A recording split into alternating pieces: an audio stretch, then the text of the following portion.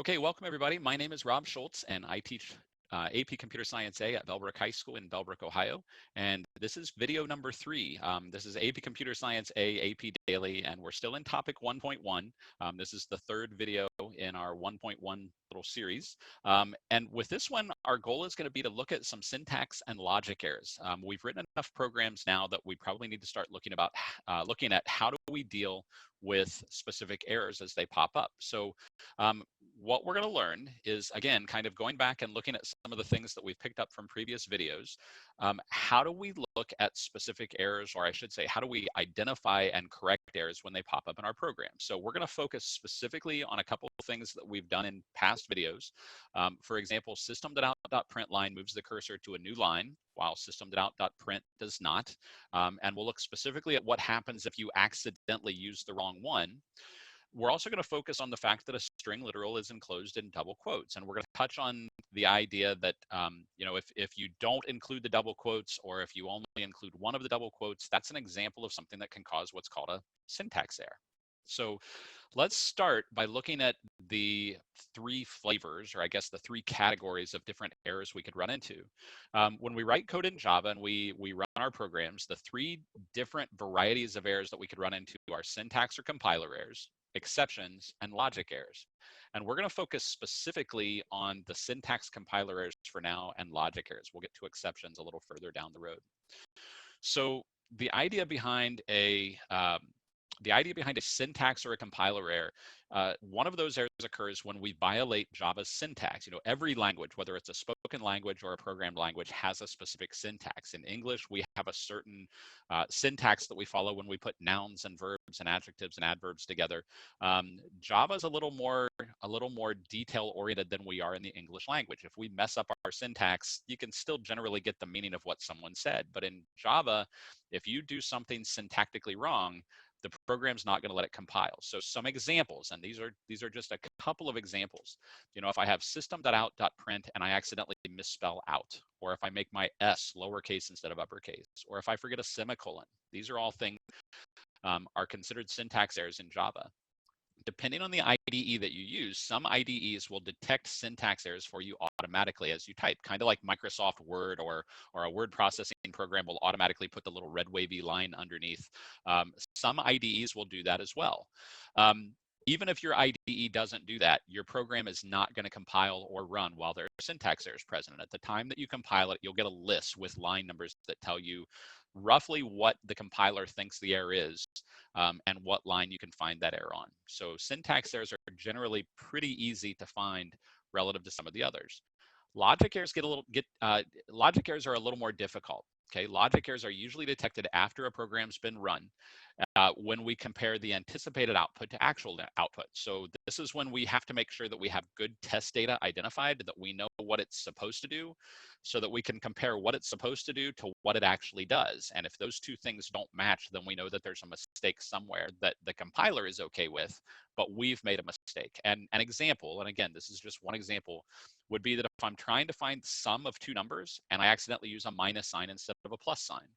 If my test data says that I'm going to use 5 and 2, then the sum of 5 and 2 should be 7. I can anticipate that that's what the output will be when I test. If I plug in 5 and 2 and I get 3, okay, well, 3 and 7 obviously don't match. That means logically there's a mistake somewhere, that I've done a miscalculation, or I've misspelled something, or something to that effect. So we're going to focus today on identifying syntax and logic errors. Okay, now I've got some code on the screen.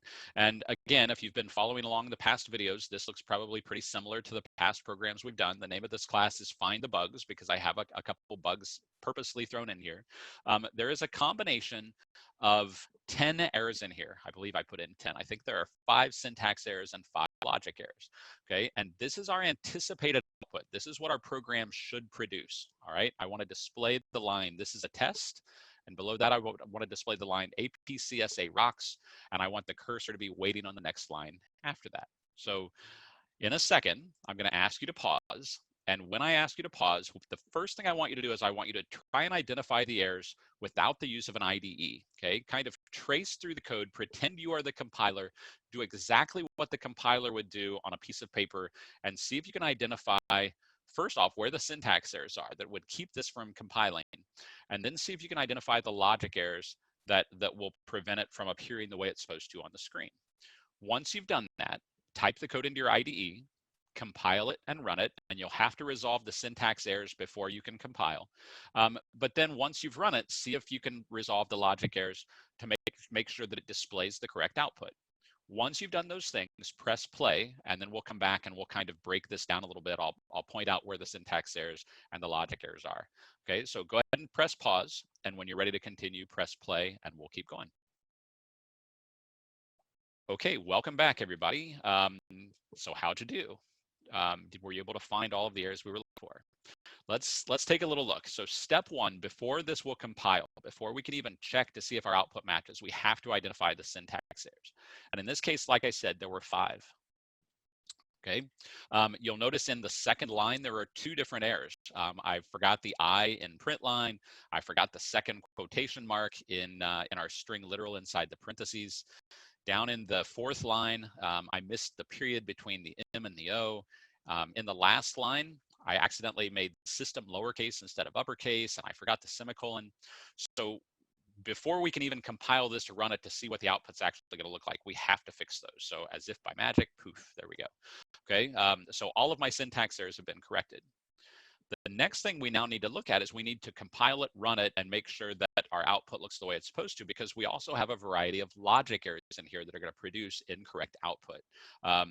So when we look at our logic errors, okay, notice what I've done is I've accidentally switched print and print line in these 5 lines. So this is what our actual output looks like. And the actual output does not match the anticipated output, which tells us we've got logic errors in there somewhere. We're getting incorrect output. So the next thing we have to do is we have to correct all of the logic errors. I want ISA to follow this, and I want tests to follow ISA, which means that I can't have a print line because then I don't want the cursor to go to the next line. I do want a print line when I display the word test because I do want it to start a new line after that. Both of these should be just regular print because I want the cursor to remain on the same line. And then at the very end, I want the cursor to move down to the next line and wait. So I need to use a print line. So really, you know, I've flipped each of these 5 lines. So once I correct those, okay, and now I rerun the program, we get our actual output. We get exactly what we were looking for. Now, I should point out at this point, there was another way that you could have corrected this. Okay, notice we've got 6 lines of code to produce 2 lines of output. And some could argue that that's not necessary. You could have just as easily solved the problem and resolved the logic errors by doing this. And this is a perfectly acceptable solution. We can take each entire line and simply display them with a print line, kind of the way we did with our string literals in video number 2. Okay, so if you did this as your solution, this is a perfectly acceptable solution.